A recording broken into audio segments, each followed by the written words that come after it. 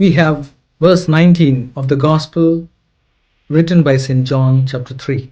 And this is the judgment, because the light is come into the world, and the men loved darkness than the light, for their works were wicked or evil. We have some evil within us, which we are going to discuss and reflect today, that indeed handicaps us from being normal, curbing our duties and responsibilities. Dear friends, a hearty welcome to the fourth Sunday of the Lent, reflecting upon the evil within us, which should be eradicated and unearthed in the light of the Word today. Life is a journey. We begin with the birth, unearthed physically, while with baptism, we begin our faith journey spiritually. Israelites walked through the waters and they began their spiritual journey in the desert. And we, as Catholics, through the baptism, are relieved from the original sin and we begin our journey with a new identity. Israelites had the new identity of children of God, and we today, as Christians, walking through the waters and the water being poured on our forehead, is the symbol of baptism and call of God to holiness. As I said, sin within us is the point of reflection for us today. Sin begins in a tiny form in our hands, which we can fiddle and handle, and in the process, it becomes so big and reaches our shoulders and becomes a burden which we will be carrying it and not able to unload. The sin from the state of being handled makes us tangled. Sins of Israelites, as the scholars wrap them up into four, and namely idolatry or blasphemy, lust and fornication, and tempting God, and the last, murmuring. We begin with the small thing and reach the end, that is, from murmuring to the idolatry. Israelites were murmuring because they liked their past being in Egypt as slaves. They were not ready to give up their past, and they even took lead to choose a leader in the place of Moses to take them back, and hence rejected God and Moses and became the cause of contempt to God. And God said, "How long these people treat me with contempt? How long will they grumble against me?" And the saga goes on several times in the desert. Secondly, tempting God. They persuaded God when they were thirsty, when they were hungry, when they were irritated or agitated, and they became very impatient towards God. Lack of facilities created frustration in them and began to reject God again and again constantly whenever they lacked a little tiny things. This led them to hatred and disobedience. Third, lust and fornication. We read in the book of Numbers, chapter 25. When they were stationed at Shittim, they had the sexual immorality relationship with the Moabite women. Paul quotes with the similar behavior of Corinthians in his letter addressing them, chapter 10, verse from 8 onwards.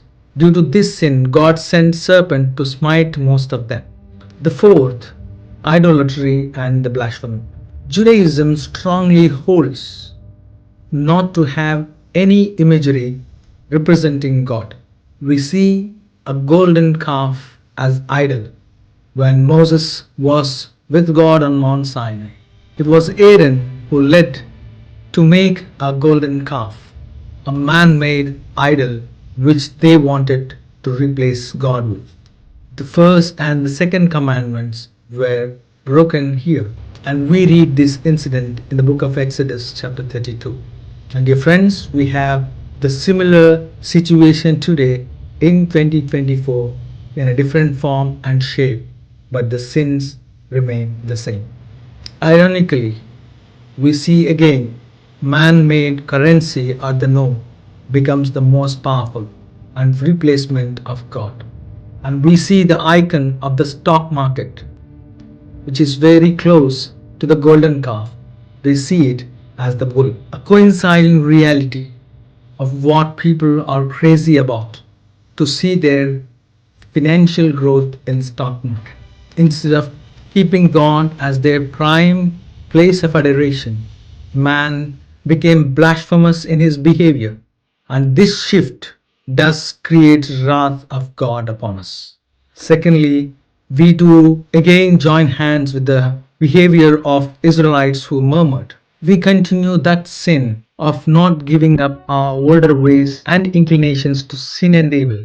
And we do have complaints of lack of facilities, comforts, and about people around, and especially when our requirements and demands are not met. Thirdly, we of every age are strongly affected by sin of fornication or sexual immorality due to the advancement of media, internet, and the entertainment platforms which are a click away in our own palm. This is leading us to many lustfully and with no morals or ethics.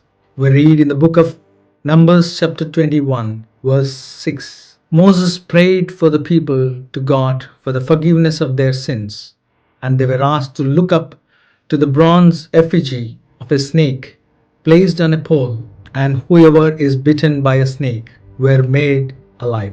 Therefore, let us understand it is not the bronze serpent that healed them, but their obedience to God's word has healed them.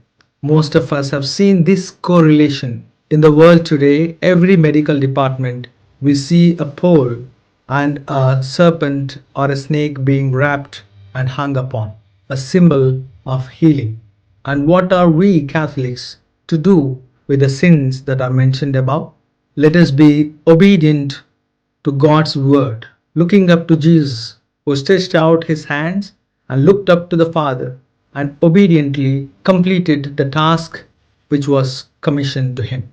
Let us all fix our eyes on the crucifix, and I wish you all the best. God bless you.